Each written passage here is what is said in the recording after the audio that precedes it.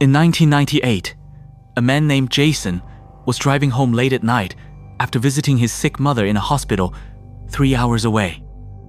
What started as a routine drive on an empty highway would turn into one of the most unexplainable experiences of his life. This is his story. It was nearly midnight. Jason had been on the road for over 2 hours, and exhaustion was setting in. The highway was completely deserted. No other cars, no houses, just endless stretches of asphalt cutting through thick Alabama woods. His mother's condition had been stable, but the visit had drained him emotionally. All he wanted was to get home, collapse into bed, and forget about the day. The radio played softly, some late-night talk show he wasn't really listening to. His eyes felt heavy. He cracked the window to let cold air keep him alert. That's when he felt it. The small vibration in his jacket pocket. Jason pulled out his pager and squinted at the screen. An unfamiliar number, 205 area code, that was Birmingham, but he didn't know anyone there. He thought maybe it was a wrong number, or perhaps the hospital trying to reach him about his mom. Either way, he needed to call back. But there was a problem. This was 1998. No smartphones. No GPS.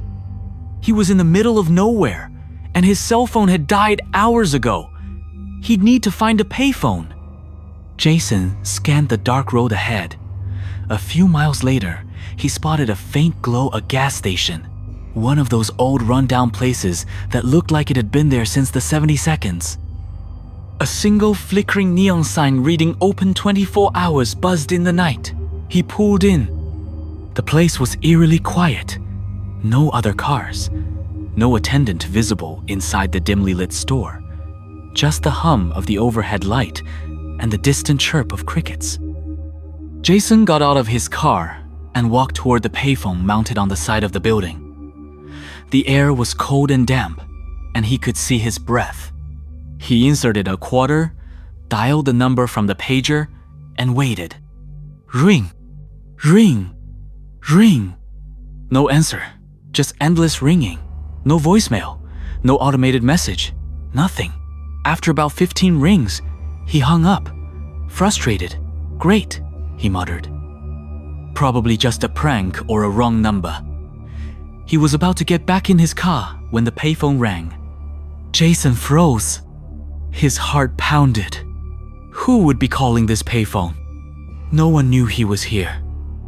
Hell, he didn't even know he'd stop here until 5 minutes ago. Slowly, he picked up the receiver. Hello? Silence. Then, a faint sound. Static. Like an old radio trying to find a station. And beneath it, breathing? No, not quite breathing. More like wind? A low, distant hum. Hello? Jason said again, louder this time. Still nothing. Just that strange, unnerving hum. And then, abruptly, the line went dead. Click. Jason stood there, receiver still pressed to his ear, his hand trembling slightly. A chill ran down his spine. He looked around the empty gas station lot. Nothing. No movement. No cars pulling in. Just him, alone, under that flickering light. He hung up the phone and hurried back to his car. Just a weird coincidence, he told himself. Old phone lines, crossed wires. Happens all the time. But his hands were shaking as he started the engine. Jason merged back onto the highway, trying to shake off the unease. The radio had turned to static, so he switched it off. The silence was thick, oppressive. His mind raced. That phone call, it didn't make sense. Random coincidence? Maybe, but it felt wrong. He pressed harder on the gas pedal, eager to get home. The speedometer climbed 70, 75, 80 miles per hour. He just wanted to put distance between himself and that gas station. But then, something caught his eye. A sign up ahead. Road construction. Detour 2 miles. Damn it, he muttered. He'd taken this route dozens of times and had never seen construction here. But sure enough, as he approached, he saw orange cones and flashing yellow lights blocking the road ahead. Jason slowed down and followed the detour signs. The main highway veered right into a narrow, poorly lit back road. This wasn't ideal. These kinds of routes were usually longer and more isolated, but he had no choice. As he turned onto the detour, his headlights swept across the forest. The trees seemed taller here, closer. The road was rougher, full of potholes. He slowed to 50 miles per hour, gripping the wheel tighter. And then he saw it, about a quarter mile ahead, just barely visible in the darkness brake lights. A car stopped in the middle of the road. Jason's pulse quickened. What the hell? As Jason got closer, his stomach dropped. It was bad. A head-on collision. 2 cars, completely mangled. One was a pickup truck, the other a sedan. Steam hissed from the crushed hoods. Broken glass glittered on the pavement like jagged diamonds. Jason slammed on his brakes and pulled over. His heart hammered in his chest. Oh my God, he whispered. He fumbled for his phone, still dead. He'd have to use the emergency call box if there was one nearby, or flag down another car. But then, he realized something. If he hadn't stopped at that gas station, if he hadn't wasted those 15 minutes trying to call that number back, he would have been on this road at the exact moment this crash happened. He would have been here. This was the main detour route. The accident had just occurred. The engines were still smoking. The airbags freshly deployed.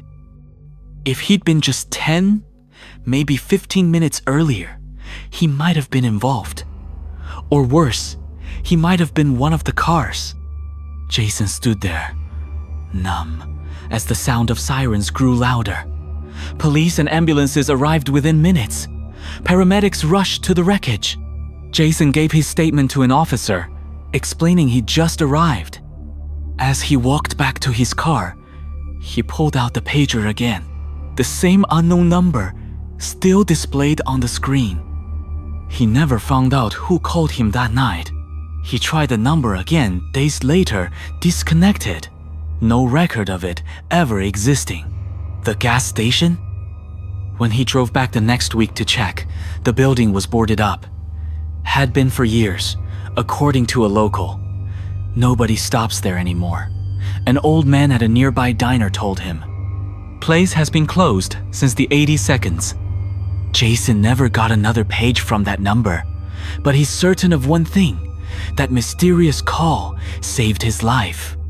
Someone or something made sure he wasn't on that road when he was supposed to be.